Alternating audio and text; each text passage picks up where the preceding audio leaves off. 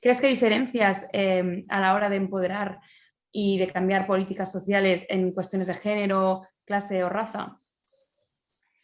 Antes de responderte esto, Marta, me gustaría tirar como un poquito hacia atrás, porque estamos poniendo el enfoque, de alguna manera me veo obligado a mencionar a un cierto colectivo de jóvenes.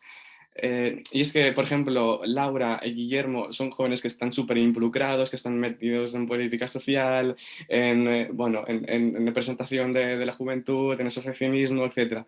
Entonces, pero olvidamos de alguna manera que hay otros espacios, otros lugares de la ciudad, otros barrios en que la juventud aún está en una primera etapa, en una inicial de empoderamiento, en la que aún no existe esta motivación, este interés por llevar a cabo políticas sociales, etc. Entonces, eh, desde mi punto de vista, también hay que enfatizar el empoderamiento desde una etapa inicial en cuanto a conciencia social, en cuanto a responsabilidades, en cuanto a asumir decisiones, etcétera. Porque, repito, tanto Laura como Guillermo están en una etapa súper avanzada en la que, claro, ya han conseguido bastantes cosas o lo tienen todo súper construido, pero hay una parte de la juventud que es la que yo veo a diario en mi barrio, con la que hay que hacer otro tipo de trabajo,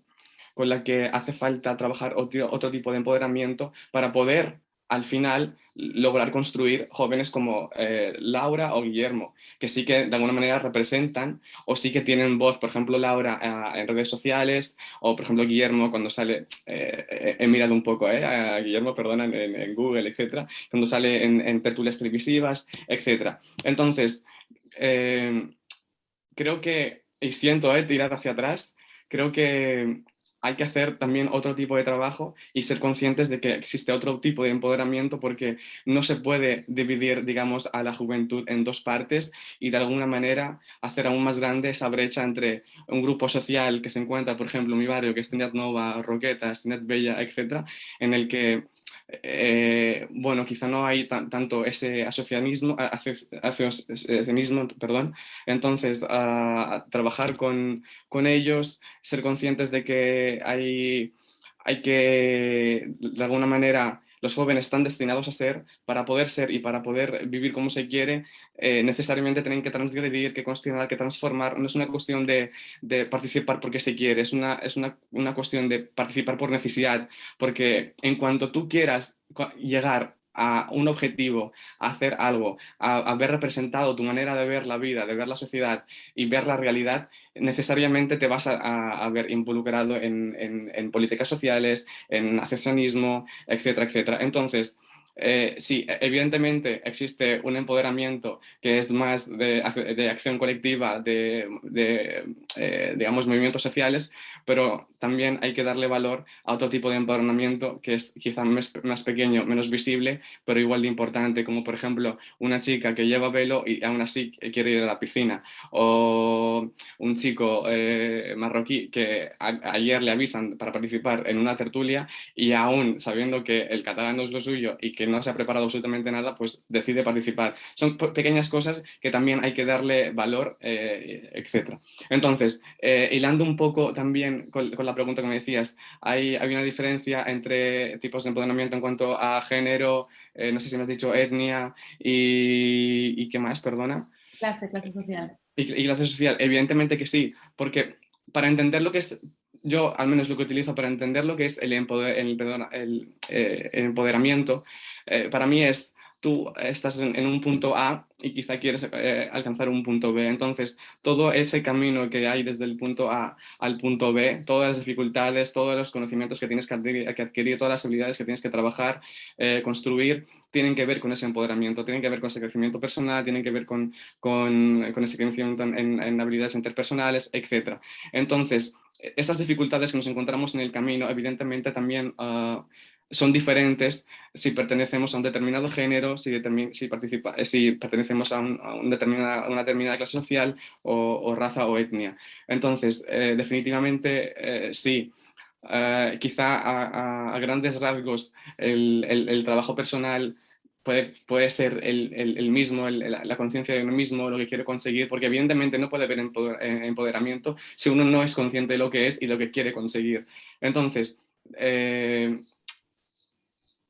y vuelvo a repetir, Laura, Guillermo están a un nivel súper avanzado, pero yo creo que ese tipo de investigaciones, y para mí EVE fue clave, tiene que poner el punto en otros grupos sociales que quizá están a un nivel más inicial, a una etapa más inicial, pero que es igual de importante porque al final conseguir esa igualdad en etapas adolescentes o juveniles, al final se va a ver repercutido también en etapas más adultas en cuanto al acercamiento en clases sociales bueno, a nivel general de la sociedad. Entonces, sí, evidentemente, hay diferencias en el trabajo de empoderamiento juvenil en género y clase. Sí. Claro, yo entiendo, Mohamed, y te recupero un poco este discurso, que las distintas realidades sociales de los jóvenes provocan un empoderamiento distinto. Es decir, hay a veces un joven que proviene, ¿no?, de un barrio y a lo mejor pues, de un tipo pues, de padres inmigrantes o de un colegio público que no tiene no sé, grandes recursos, por ejemplo, estoy poniendo casos hipotéticos, tiene que primero pasar por todo un proceso de deconstrucción social, ¿no? Y luego empoderarse a sí mismo para luego volver también a poder formar parte de una sociedad que le dice cómo debe comportarse, cómo debe pensar, ¿no? ¿Estás yendo por aquí un poco? Esto no sé, no recuerdo quién lo ha mencionado, Laura o Guillermo. Como seres humanos, lo primero que necesitamos es cómo satisfacer las necesidades básicas. Cuando tú naces o creces en un determinado ambiente en el que primas por encima de todo, primero tener un hogar, seguridad, alimentación, tener wifi en casa, etc. La pirámide de Maslow, vamos. Dime. La pirámide de Maslow, ¿no? La pirámide de las necesidades. Sí, evidentemente. Entonces, no vas a interesarte en realidad, aunque evidentemente deberían, porque lo que está por encima, la política social, etcétera, influye en el estado en el que se encuentra la persona.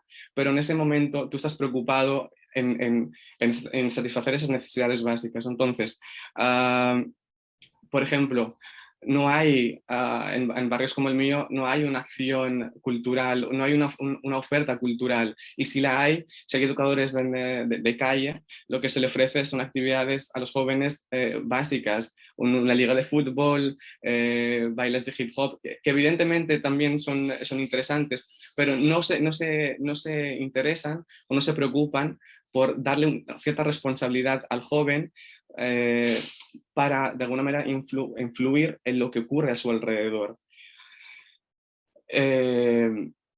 Básicamente, no sé, sería esto.